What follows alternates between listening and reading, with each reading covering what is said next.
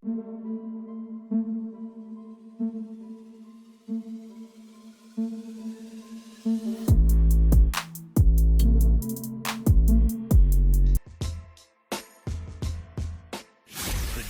Anik and Kenny Florian podcast. Jon Anik and Kenny Florian. I fucking love him.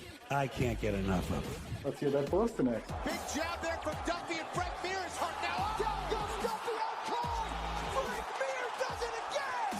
Rock'em sock'em robots here. Oh my goodness. Hyperbole. There are a couple of absolutely self-involved bullshit artists. Here are your hosts, Jon Anik and Kenny Florian.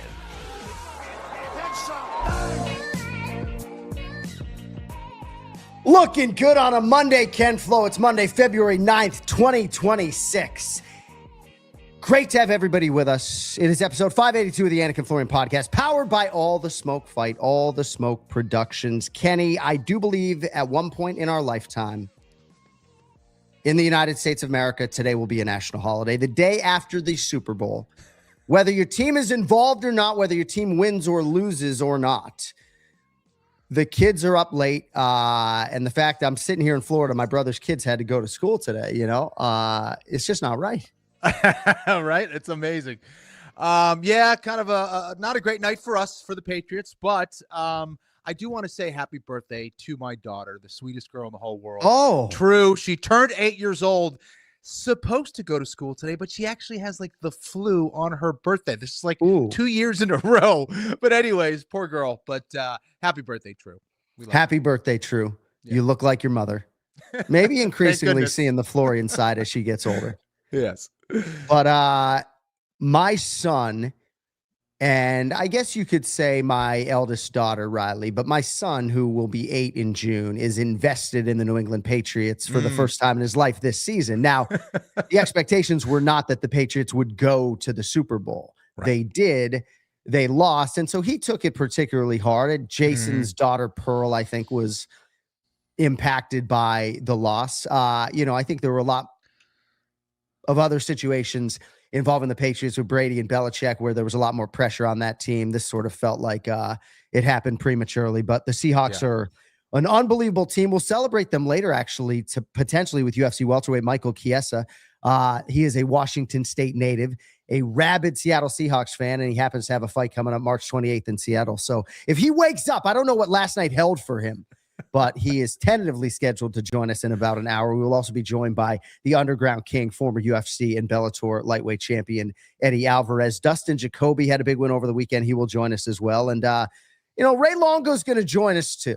Ray Longo is going to join us too. He basically has told us, because we had to shift his time, that he has 10 minutes for us. Gosh. I'm a man of veracity. I'm not lying to the audience. I've been told, as we sit here, 11:59 a.m. Eastern, that he is available from 12:10 to 12:20. He was supposed to come on at 12:45.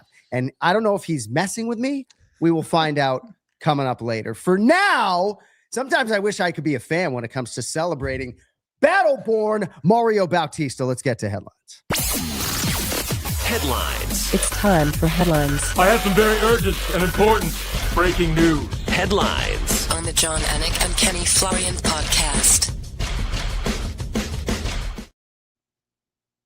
I don't even know what mutually exclusive means, but Kenny, can the lightweight division be the deepest, but maybe bantamweight have the most guys in the top 15 pound for pound? I think both of those things can be true. We love lightweight, but bro, Umar Nurmagomedov, I got criticized for saying Umar was top 10 pound for pound in the world.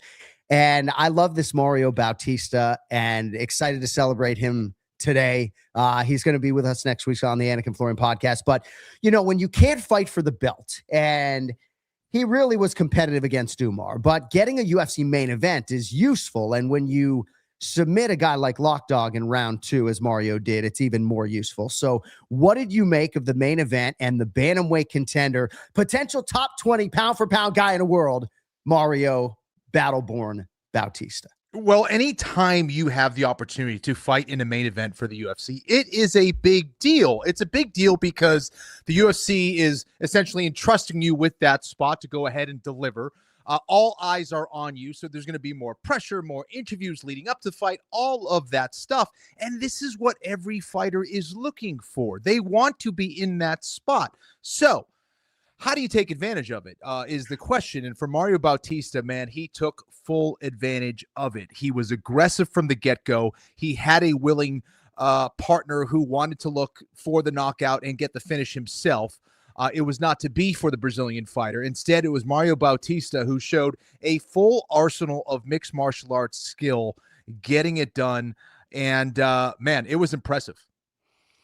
Not impressive, I guess, was Vinicius Oliveira's sort of will down the stretch. I don't want to get too analytical or too critical, but what were your thoughts on the fight ending sequence?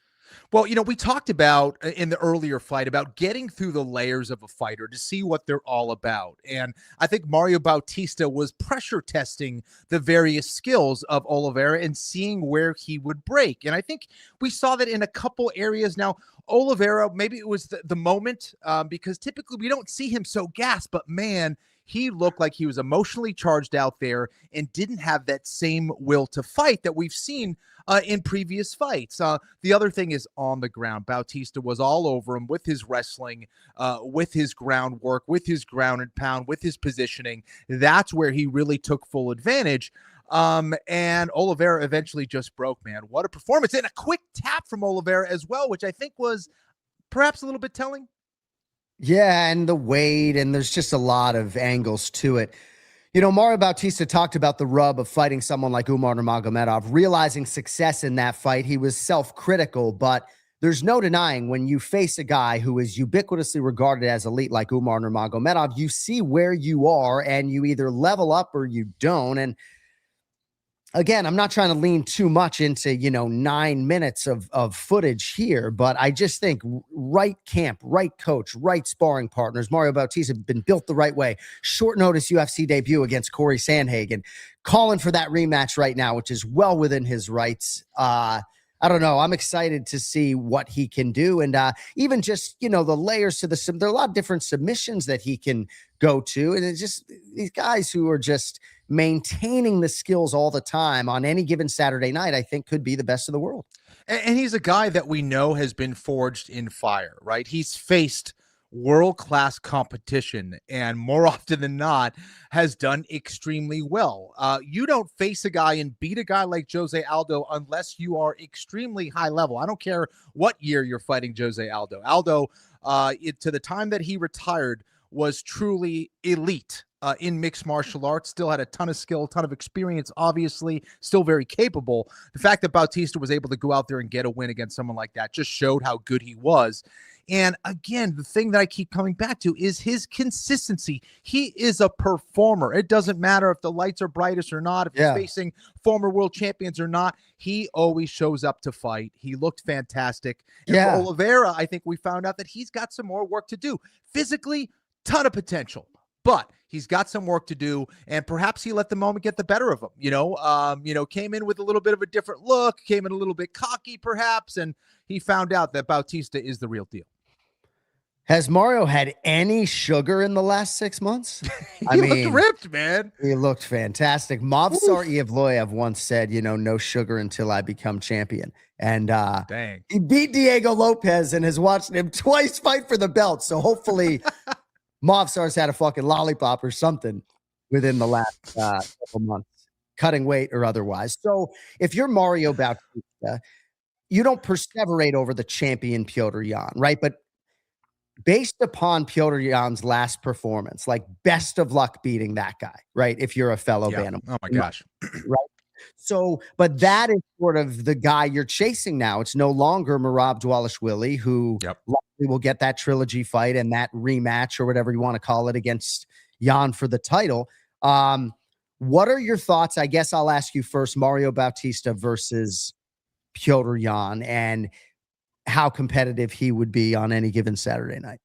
Yeah, well, I think there's certain fights, certain contenders that get that spot, and it's not really that competitive. I expect a fight between Bautista and Petr Yan to be very, very competitive. And I think the toughest matchups, again, based on the Nurmagomedov fight and what we saw in that, would be a guy who can out-wrestle him. who can maybe negate that wrestling, that grappling, put him on his back and slow him down. That guy would be a Merab Dvalishvili. That guy would be a Nurmagomedov. But the fact that he's fighting Petr Yan, and yes, he is very dynamic and versatile and has all the skills, he doesn't have that singular offensive wrestling that could, kind of take away a lot of Bautista's strength. So I think it would be a fantastic fight. I love it. And to get back to what you were saying about the 135-pound division, I would go as far as saying, John, that it is the most skilled division. You go all the way down. I mean, we're going to get to that fight, but Gene Matsumoto and Farid Basharat, these are highly skilled fighters that aren't even in the top 15, maybe top 20. And it just goes to show you how deep these divisions are going now in 2026 in the UFC. But the bantamweight division is absolutely ridiculous. So the fight game as entertainment, if you're Mario Bautista, it's just more comfortable to be yourself, right? Alexander Volkanovski is so liberated in the fact that he's always done it his way. Mario Bautista is born in the state of Nevada. He has the Battleborn tattooed on his forearms. And after he wins fights or otherwise, he goes like that, sorry for my hairy arms.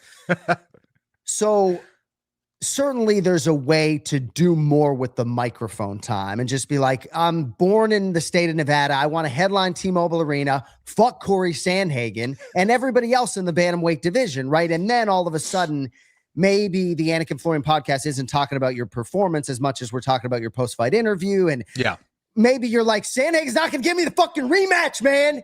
I'm ready to fight everybody at 35. What do I have to do? Is this what I have to fucking do? I'm going to finish fights. Right. Something like that. Yeah. Right. Yeah. I mean, we could trigger the Kenny Florian video. I finished fights. I'm going to do everything possible to win. By the way, what was Kenny Florian's record in main events?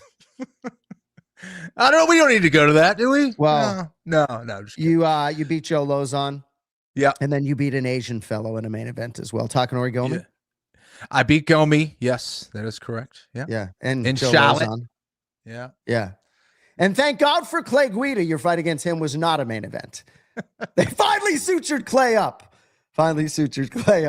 So, yeah, I mean, I am so hyperbolic and I have a recency bias. So, but, Petr Yan, you could argue, had the best performance individually of anybody in 2025. Man. So we'll see where Mario Bautista takes this thing. But it's one thing to call for the Corey Sandhagen rematch. It's another thing to get on the mic cleverly and be like, I don't think he's going to give it to me, or maybe he will. But that would be a big fight. And I'm not even sure, Kenny, you see the top 15 there populated. Yes. As far as I'm concerned, I mean, Peyton Talbot, I think, deserves a main event at some point in time. I love that guy. Yep. But I think if you're Mario Bautista, it's the Sandhagen rematch or one of these elite guys, and maybe he gets Merab. If Merab can't solve Yan the second time around, O'Malley's a teammate of Bautista's. Anything for us else on that before we move on, Ken-Flo? Listen, I think you nailed it. I think the Sandhagen Bautista fight makes a lot of sense, whether it's a main event for a fight night or whether it's on the main card of one of the numbered cards. I think that's a fantastic fight between two of the best in the world, guys that are extremely versatile, that are aggressive and have a lot of skill. So that would be a fun one. Kenny Florian also beat Dean Thomas in a main event. Alex Karalexis was not a main event. I don't think that was. Nah. Thanks, Cody, though. Thanks for nothing, Cody. I'll take First it, he though. thought I was asking what your record was picking main events. No, I'm saying Ken-Flo rise to the occasion, So, yes, Kenny lost to BJ Penn. I don't even think that was that the main event that night at UFC 101? I think Forrest Griffin. It was. Okay. It was after. Yeah, we went after Forrest Griffin and Anderson Silva. What up now, Anderson? Yeah, right. Huh? Let's go. So, but yeah, UFC Fight Night main events for Kenny Florian. You could check the record if you will, but I believe 3-0, Takanori Gomi, Joe Lozon, and Dean Thomas. And if you are a new listener, the Lozon fight's worth taking in, a couple of Massachusetts natives. And you'll notice Kenny Florian's Boston accent, it dissipates over the course of his career, in part because he wasn't always living in the state of Massachusetts. One accent that will never go away, Longo's New York twang. Let's get to the Ray Longo minute. It's now time for the Ray Longo Minute. I want you to punch a hole in his fucking chest. That's what I want. The Ray Longo Minute. Starring Ray Longo. The Jon Anik and Kenny Florian podcast. Look at him. Look at the motherfucker. That's what I'm talking.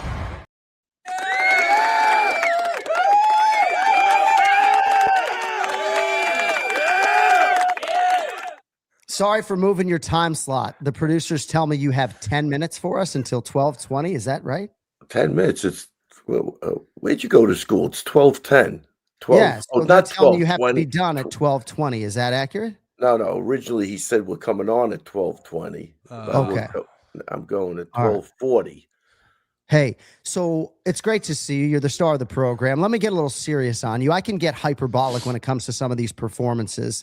Mario Bautista, I don't know. I really like the kid. I like the potential. Your star power, maybe he's not, drenched with, but what are your thoughts on Super Mario, as he does not like to be called? I mean, I thought fantastic fight. Great scrambles. I mean, he looked good, Ken. He was looked like he was one step ahead of this kid who's a big, strong kid. Swings crazy, but I think he kind of exposed him for what he is. That guy will always be dangerous no matter what, and hopefully he gets better from it. But Bautista speaks well. Not an easy. I don't know. He's handsome kid too. He's right in the mix. Yeah, he's right in the mix. That kid. Is he good enough to get a title shot, you think? I think he deserves a title shot. Yeah. I think he does. But he's he's kind of like Sandhagen. I think they could beat everybody but the champion, like type of deal. You know what I mean? But I mean, if you're not the champion and you have to fight Mario Bautista, I think that's a tough go. The fight game is inexact as much as it is entertainment. And that divisionally, maybe guys like Umar Nurmagomedov and Mario Bautista's in part teammate, I guess, Sean O'Malley, make more money for you in the division. If that didn't exist, I think is the conversation. This guy was competitive against Umar. He had won 7 in a row prior to that, has a legend in his wake, as Kenny referred to earlier. Sometimes you're just in the wrong division. I mean, Merab Dvalishvili is going to fight Petr Yan. Right. And for Mario, is Corey Sandhagen going to afford him that rematch? Sandhagen's chasing O'Malley. Right. And Bautista hasn't fought O'Malley yet, right? They're teammates in part. Oh. So O'Malley no longer reps the lab, but they've spent a lot of time together, and I think they would avoid that fight unless it was for the title. Yeah, I think, there's a lot of divisions where the champ is just you can't touch him, and there's guys that are really good that just are never going to get there. But if somebody else was the champ, they would be there. I don't know if that makes sense, but I think there's a lot. Even Sandhagen, come on, that kid's a great fighter.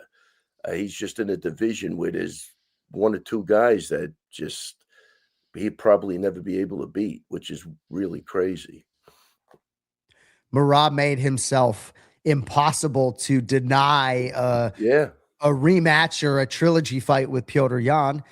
And we were just talking individually. Petr Yan might have had the best performance of anybody in 2025. Oh, he had he had to be spot on for that. Yeah. And he 100%. I agree with that. All right. So what else sort of would you like to wet your beak with on a Monday when it comes to this UFC? By the way, you were outstanding last week on the program. I mean, there was no fake laughter there. Nothing worse than a fake laugh.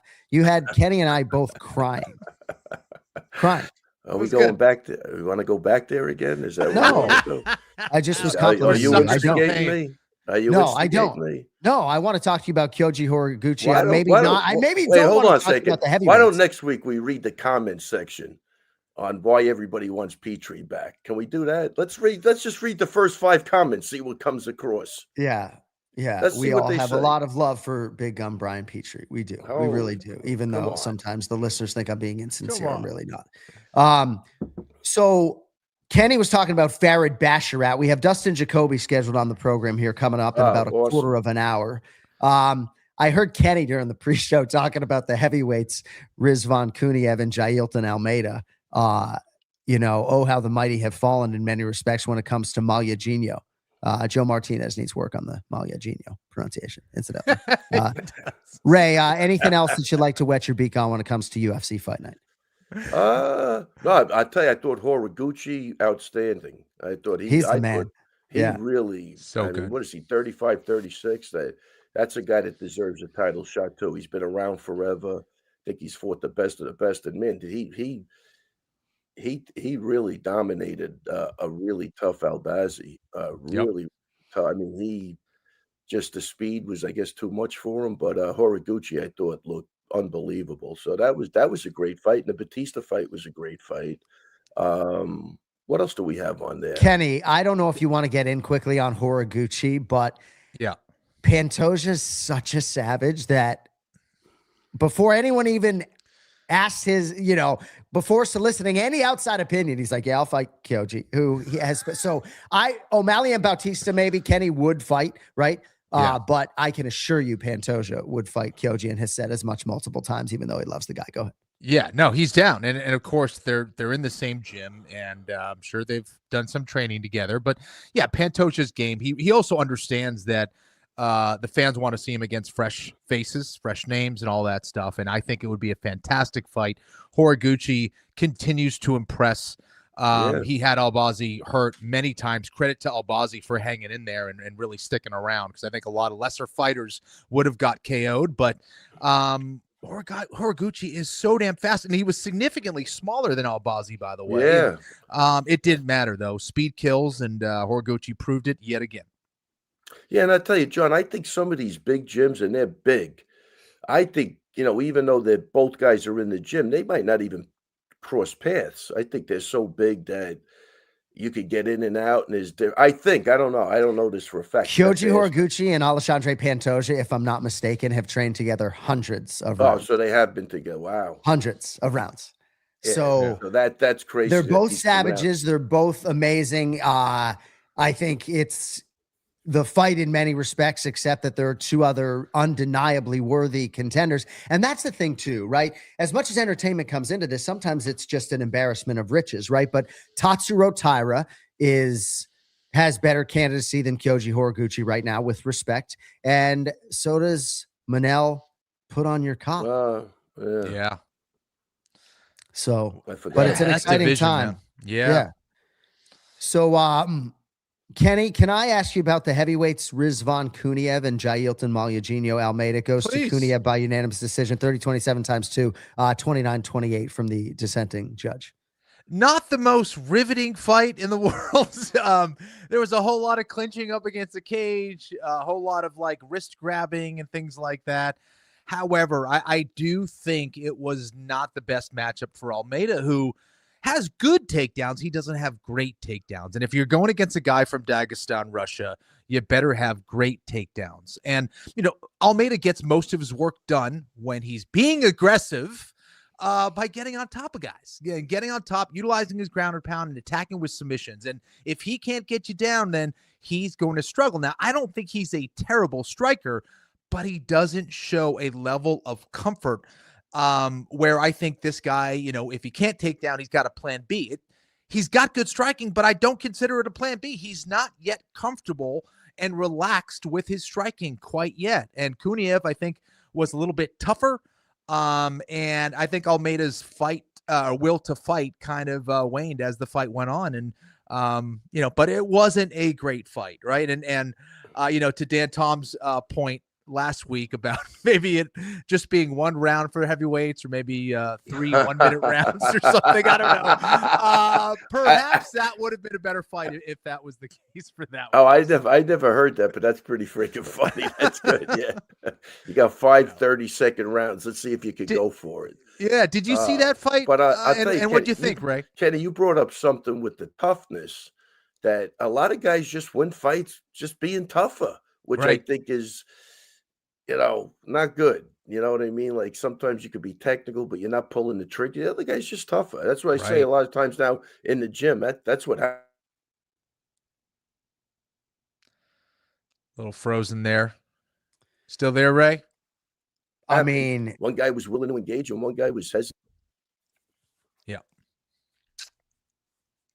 Ray Longo Minute every week here on the Anik and Florian podcast. Thanks to everybody joining us live. Please subscribe to the Anik and Florian podcast YouTube channel. We're back on that stick, if we can call it that in radio, 50,000 watt station, back on the Anik and Florian podcast YouTube channel, all the Smoke Fight channel as well. So thank you all for being with us for the new era here, powered by all the Smoke Fight. So Farid Basharat sort of deserves a mention here. Kenny, I know you were excited about this performance. Yeah. He's an undefeated fighter. Let's switch to the phone. This isn't. Yeah, we can get you on the phone. We can two-shot this pig right now. And let's do it, man. Okay. I can't do this again. Okay. We also could just let Ray get on with his Monday as excellent as he was last week. I mean, you should be bonused for how good you were last week. Get him.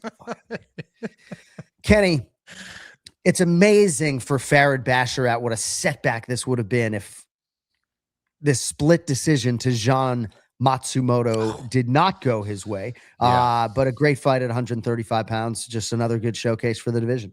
It was an absolute banger. Matsumoto really brought it. And Basharat is, I think deserving of that hype. There were some moments where I was a little concerned. He was eating a lot of shots. I don't know if it was maybe him getting a little lackadaisical or maybe being surprised that Matsumoto was still in front of him throwing big shots.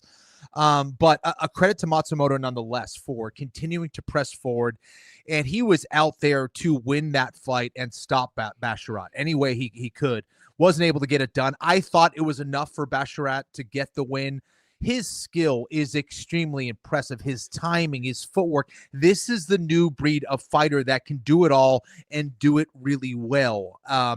And, he did it against a guy, Matsumoto, who was really determined to get that fight to the ground. I thought he showed excellent defensive wrestling, especially up against the cage. Did some great escapes as well to get back to his feet and some tough spots on the ground. But his timing and his willingness to be exciting and go for a lot of these spinning attacks early on showed how comfortable and how cool of a customer he is when the lights are shining. His brother also got a win, Javid Basharat. Unanimous decision over Gianni Vazquez. Can we call them the Bash Brothers, John? Because I've been the doing Bash that Brothers. Oh yeah, I think that there's already some friction there. Okay. I wish I had looked up the pronunciation for Jakub Viklash. Did you see this guillotine at the 4:59 mark of round 3 over Muin Gafarov? I did not. So Lockdog was kind of tapping like Jon Anik right in that main event, just like really quick with the tap. Like, let's just go hit golf balls and never do jiu-jitsu again. But man, tapping with a second to go is something. Hi, Ray. I'm back. Oh no, that fight was crazy too. Yeah, with 1 second to go. What was that?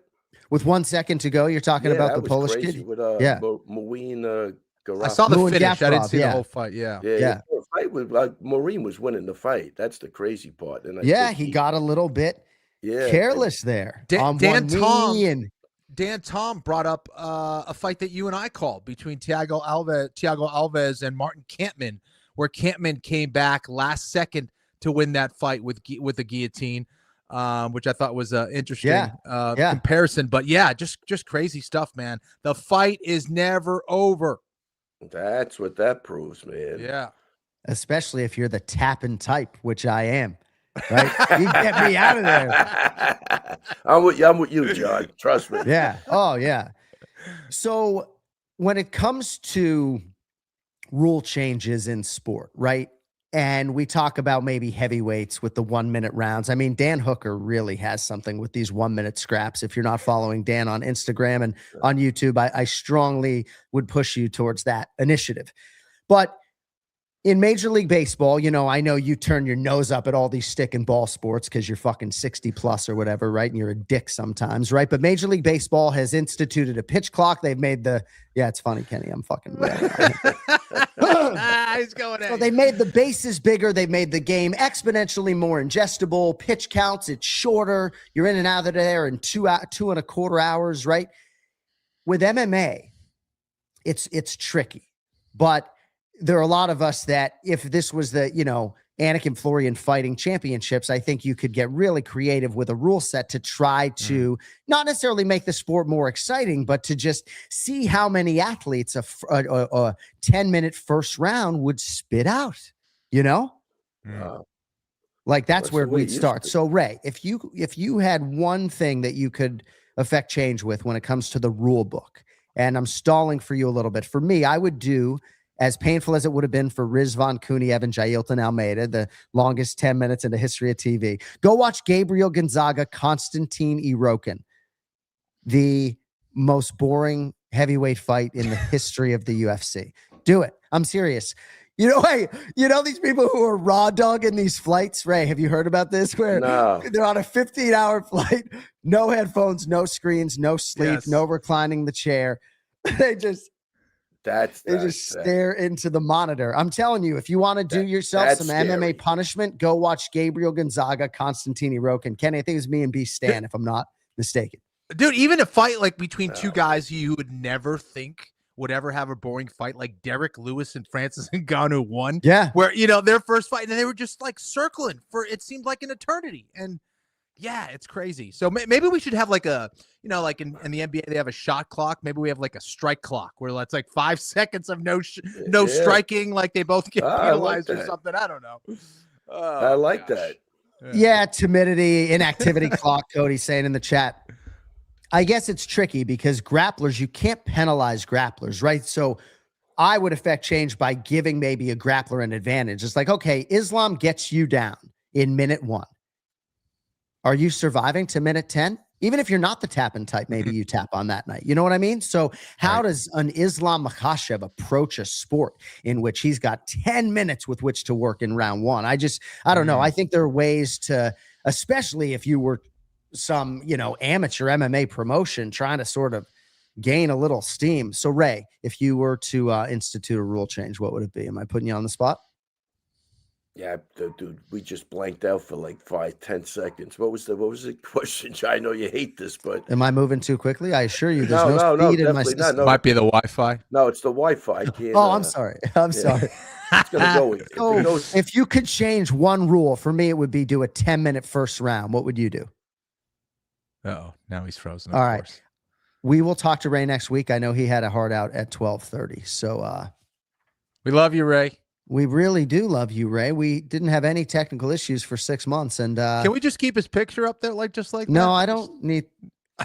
Maybe. Yeah, we could. Get him out of here. Let's go. Ray Longo minute can be yours for like the chicken pound or anybody else. If you want a bad signal and sometimes curmudgeonly 65-year-old coach who has a Hall of Fame resume, the Ray Longo minute is sponsor free as of this moment.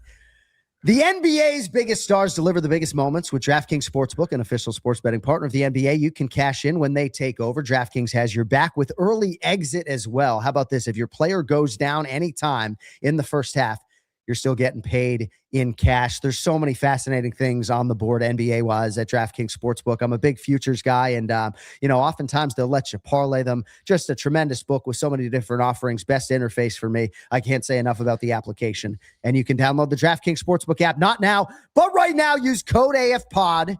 New customers can bet just $5. And if your bet wins, you'll get $300 in bonus bets instantly with code AFPOD in partnership with DraftKings. The crown is yours. Gambling problem? Call 1-800-GAMBLER. New York, call 877-8-HOPE-NY or text HOPE-NY. Connecticut, call 888-789-7777 or visit ccpg.org. Please play responsibly. On behalf of Boot Hill Casino in Kansas, wager tax pass-through may apply in Illinois. 21 plus in most states, void in Ontario. Restrictions apply. Bet must win to receive bonus bets, which expire in 7 days. Minimum odds required. For additional terms and responsible gaming resources, see dkng.co/audio limited time offer.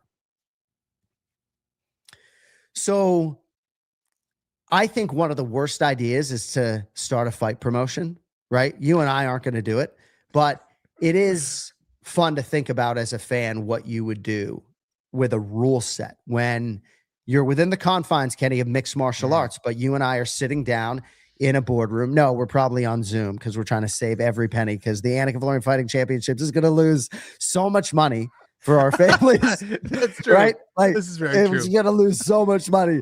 Does UFC Fight Pass want AFFC, the Anik and Florian Fighting Championships? Do you? Here's our rule set.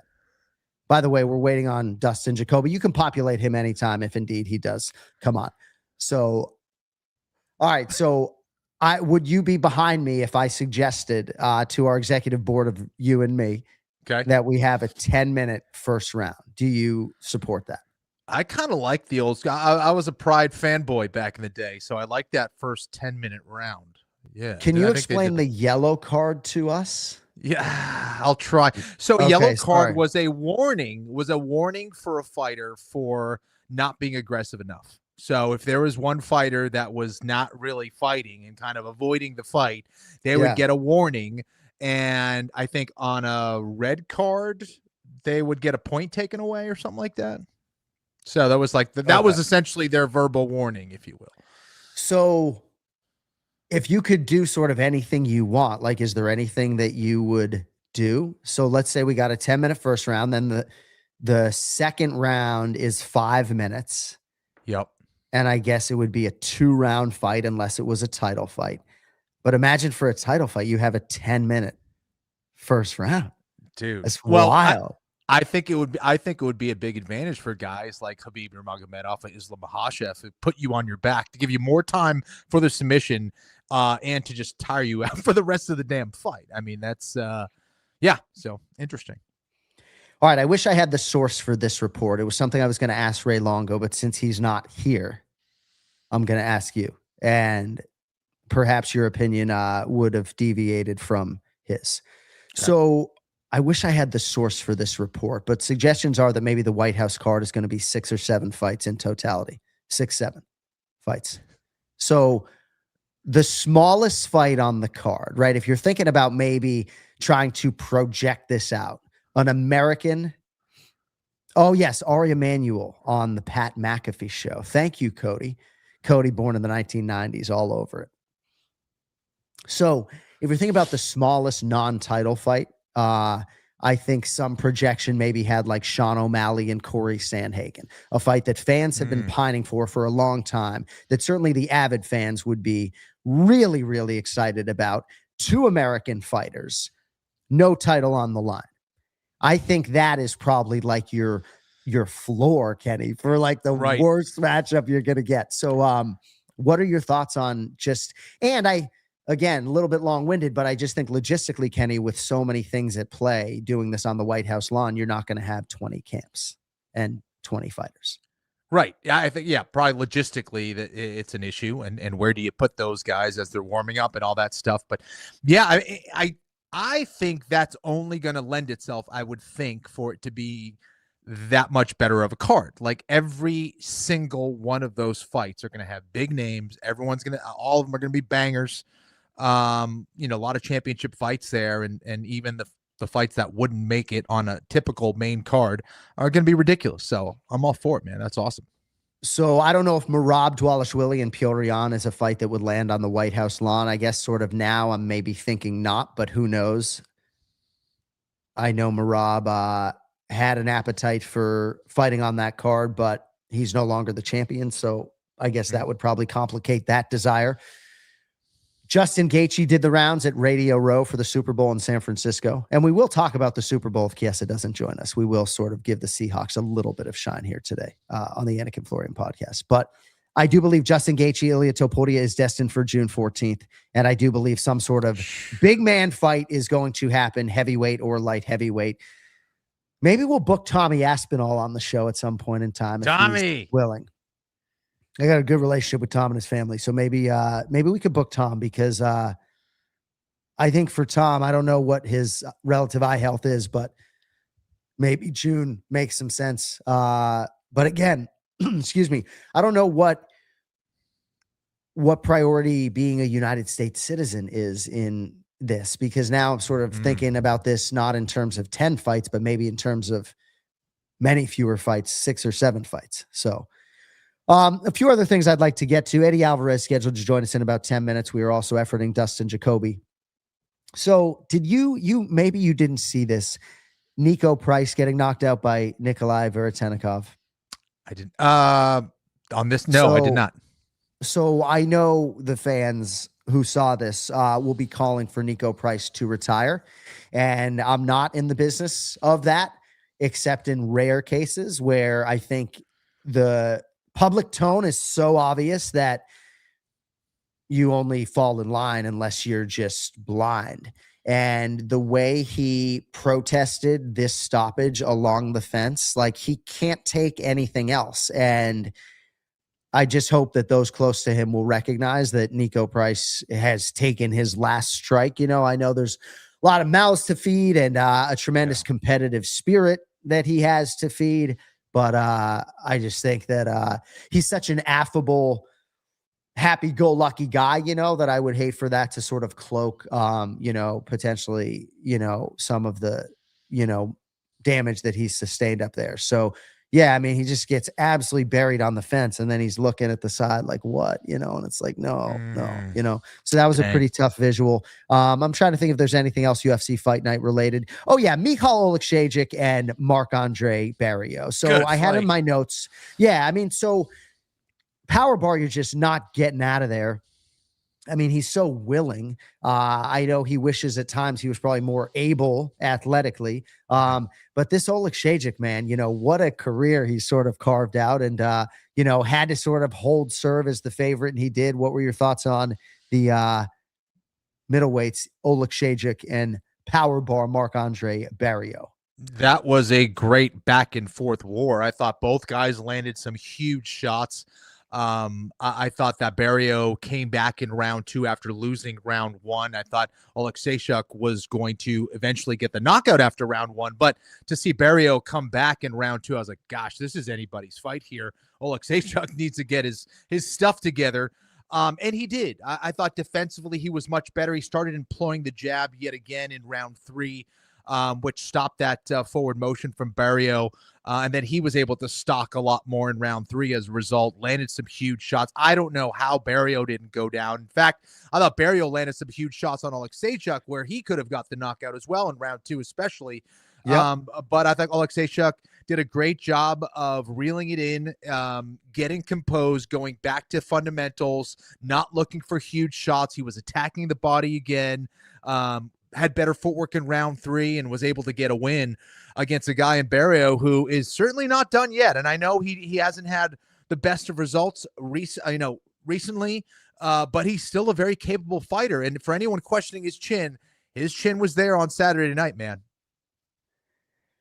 That was the fight of the night, and that means $100,000. Wow. That's a much bigger deal than 50. For Marc-Andre Barrios and Michal Oleksiejczuk. Of that, I can assure you. Performance of the night bonuses, Mario Bautista and Jakob Wiklash. I fucking wish I looked up the pronunciation for that today because I hate to come on here and butcher it, especially when I know a lot of producers are listening. But he gets $100,000. That's a big deal. He's managed by Joanna Jędrzejczyk. Kenny, venture a guess as to what percentage of fights have ended by finish, right? So we're in a new era now, $25,000 for every finish, which is just the greatest reality. What's the finish bonus in the Anik and Florian Fighting Championships? Gosh, I mean, let's see. We're a smaller promotion, John, right? So what we getting 10, 15? What do we do? What do we do? No, I'm being serious. For the first show, what's the finish bonus? For the first show. All right, well, 5,000 I think is reasonable. What? This guy is nuts. Who's funding this? Dr. Gus? This guy, you're crazy. I'm thinking $500 for a finish. What do you think this is? You think we're like we need to get the fighters in here, John. We're not our launching point isn't. We're trying to in 5 years get to like Cage Warriors. So we're Cage Warriors is like our dream. That's fair. I mean, what do you I mean, I appreciate your ambition. I was being generous. Yeah, you're right. We got to start small. $500, $1,000? I mean, I don't know. No, I mean, we're certainly going to try to go like Pumi Nakuda is headlining our first show. So, and Pumi's going to have to take a pay cut. He's not going to like it, right? No. But for the main event showcase. We got the main event showcase. I lost my train of thought. So Pumi Nakuda? No. Did you even give us what you wanted for a rule change in MMA? I did.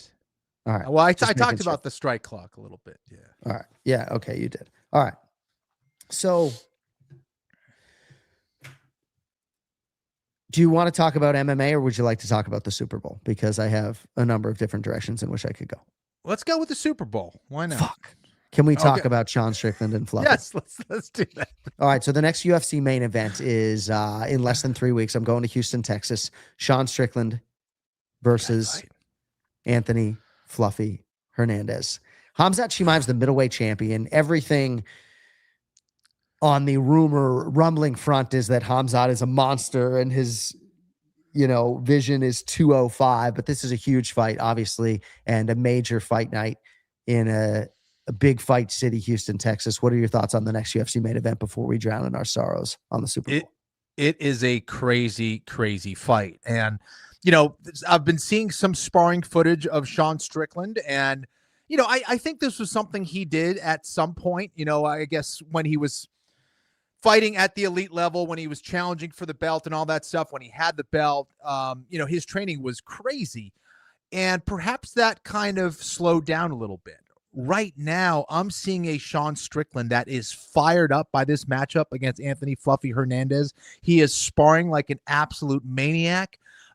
He just seems way spicier with what he's saying, with how he's fighting, with how he's sparring. All those things I think are really good signs, because it just means we're going to get that much better of a fight. Now, we know what Hernandez is going to bring. This guy is a savage, nonstop forward pressure.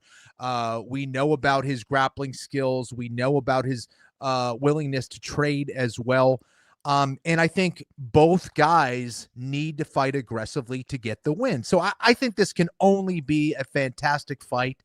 And two guys with two very different styles, and both guys who are capable of winning it. It just comes down to, the determination of each fighter, the conditioning, which both those guys are well known for when they're at the top of their game and healthy.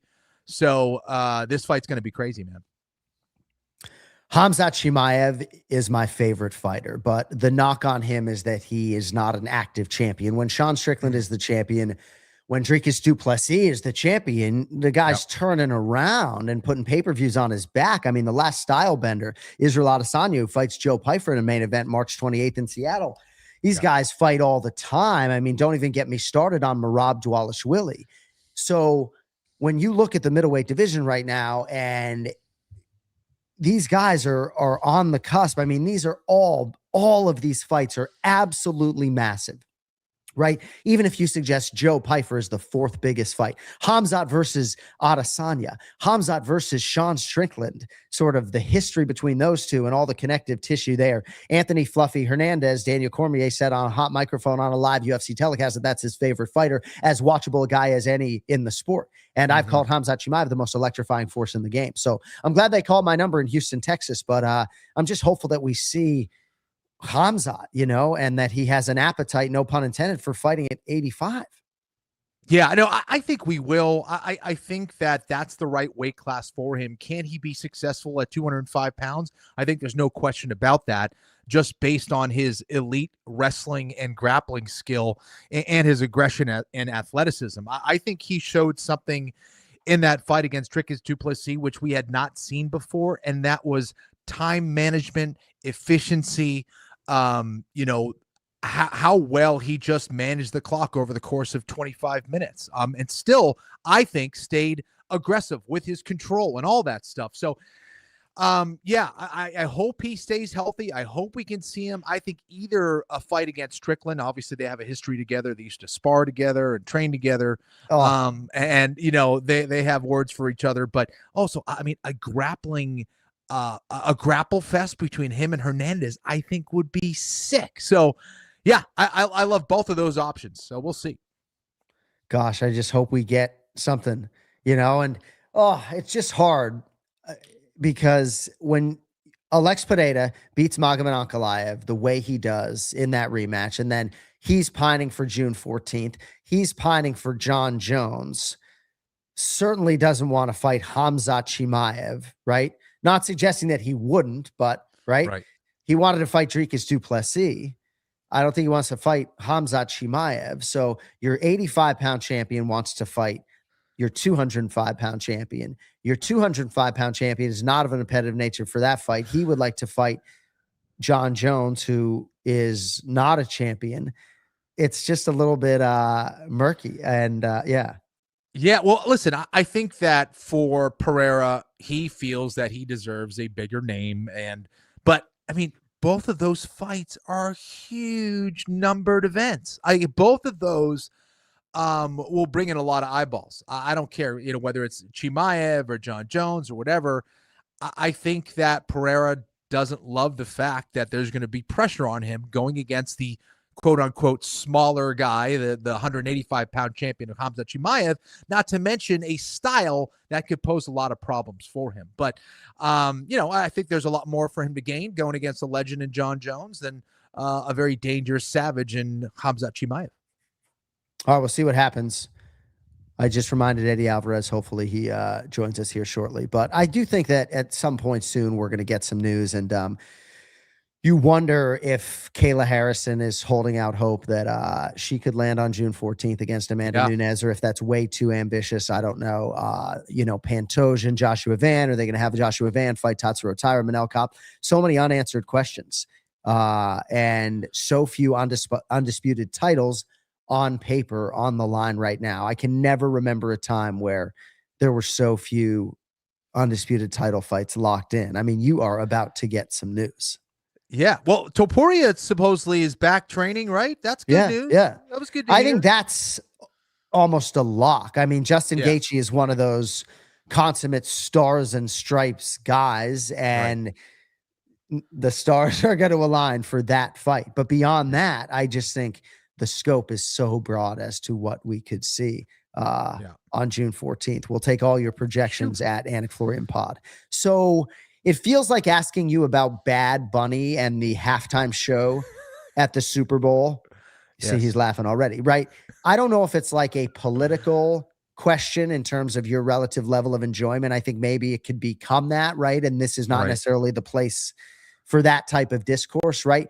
I'm sort of looking at this for the pageantry and then understanding just how deep the meaning in all of this is. But I think all of us can lean into the only thing more powerful than hate is love, right? I think we can all lean into that and unity and what he was trying to do. And it was a spectacle. And there are a lot of artists who, I'm not saying any names, but they punt on this stage and they don't sort of try to do something memorably spectacular, right? Like The Weeknd absolutely murdered it, crushed it, did everything he could to maximize the showcase. And I still talk about it to this day. And, people are going to be talking about this for a long time. And I was sort of impressed by the overall pageantry of it all, if I could say that before we get to the game. Yeah, I didn't watch. I didn't watch the halftime show. I was, I had a sick kid with me and a bunch of stuff going on. There was a lot. So much is politicized now, right? I mean, everything's just political, and it gets a little tiring. But listen, the message of unity, I think, is one that we need pretty bad right now. I don't know. It's a crazy time, dude. It's a crazy, crazy time. I don't remember a time growing up, and again, maybe I was just ignorant to it, of how, divisive the nation has been over the last few years. Maybe that's by design, but hopefully we can bring it together, So Patriots put 0 points on the board in the first half. By the way, congratulations to the Seattle Seahawks, to the head coach, Mr. McDonald, and just a great group of players, an amazingly well-rounded team. I think they're going to be really hard to dethrone next year. To all the fan bases out there that are starved and whose teams have never gotten to a Super Bowl or won a Super Bowl, right? I think it was an important visualization, at least for me, to watch my son, who's never experienced a Patriots Super Bowl win, experience a Patriots Super Bowl loss, of which there have been a lot, but perspective is key. And, so I celebrate Seattle, I think, because I'm 47, but if I was 7, today would be a particularly hard day. Yeah. And, it was tough because there wasn't a whole lot of offensive firepower from either team in the first half. And it was just kind of a slow moving game. It was about defense, of course, early. And it took a lot for us to get going. But what do you think? What do you think of Drake May's, admission that he had to get his shoulder injected? So it is an explanation. I think the Seattle pressure, would have been an issue regardless. I think they got to him so quickly on certain plays that maybe the shoulder would have been a non-factor in part. But yeah, man, he is so accurate. He led the NFL in completion percentage and just left so many plays on the field. It wasn't a particularly memorable postseason for him in a good way. He dealt with a lot of weather during this postseason, which I think is not going to be unique to his career as a New England Patriot. But yeah, I think all of the sort of pressure and praise goes with the quarterback. And when you don't deliver, I think Chris Collinsworth, the analyst, put it really well off the top of the show. Like, Drake May is going to have to be special for the Patriots to win this game. And, you know, I'm the guy wearing a Will Campbell jersey, and he's the guy responsible for protecting Drake May's backside. And, he failed miserably. Didn't go so well. Didn't go so well. But I mean, you got to be hopeful for next year, though. Yeah. Well, here's the thing. And certainly Patriots fans, young and old, don't take for granted the presence of the team in the Super Bowl. But I try to explain to my son, hopefully in your lifetime or in the next 15 years, they get back there. Because if you don't get to the Super Bowl, you don't have a chance to win it, right? And sure. Josh Allen has been the best player in football for a half a decade, and the Buffalo Bills haven't even gotten to that game with him. So you have to get to the Super Bowl in order to win it. And then on that night, everything has to go really well. And the opponent maybe is just going to be better. So I'm trying to explain to my 7-year-old son, like, let's hope they get back there. But if you ask me as a betting man, does Drake May get back to a Super Bowl? If I have to bet yes or no, most people out there would say yes. I would say no. Wow. No, Kenny. Wow. Yeah. Well, so Patrick Mahomes, right? Forget Joe Burrow or Lamar Jackson or the aforementioned Josh Allen or Lamar Jackson or Trevor Lawrence or Justin Herbert. Should I fucking go on? Because all those guys are quarterbacks in Drake May's conference in the AFC, right? So I think the Patriots have a great chance because of their head coach, Mike Vrabel, and how good Drake May projects to be in big moments in championship games. But it's really hard to get to the Super Bowl, man. Hard. You know, Joe Burrow's been once. How many Super Bowls has Aaron Rodgers played in? The most skilled player of that position, according to most. How many Super Bowls has Aaron Rodgers played in? One. Won it. Played in fucking one. Played for 20 years. Played in one. So, yeah, betting man in me says Drake May will never get back there. Cody's like, you're an idiot. I understand. Well, we get used to Brady being there. You know, he was there so many times. We think that that's normal, and it's absolutely not. That is, yeah. Anyways. All right. Well, before we get out of here, Kenny, nice job on the board, at least. I mean, seeing the board well. Yeah. I think you probably want to beat Ian even more than you wanted to beat Brian on the human being front, correct? I mean, yeah, there's some motivation there. Yeah. All right, that's a good way to put it. We got a new guy on the team. I got to show him what's up, right? Yeah. I'm the veteran. Yeah. All right. Well, if you want to talk politics next week, maybe we could do that, but maybe not. All right. Thank you all for being with us for the Power Hour today. Sorry we had technical difficulties or whatever trying to connect with the guests. Don't really know what happened with Eddie Alvarez. We tried on multiple occasions, but we will probably have a packed show next week to make good on some of those. Don't forget to subscribe to the Anik and Florian Podcast YouTube channel. And next week, of course, we will look ahead to Houston, Texas, USA, and all the big things coming up on the UFC front. Thanks to Cody Merrow. Thanks to Ray Longo for Ken-Flo. Jon Anik. We'll talk to you next week. Until then, be well. Yo later.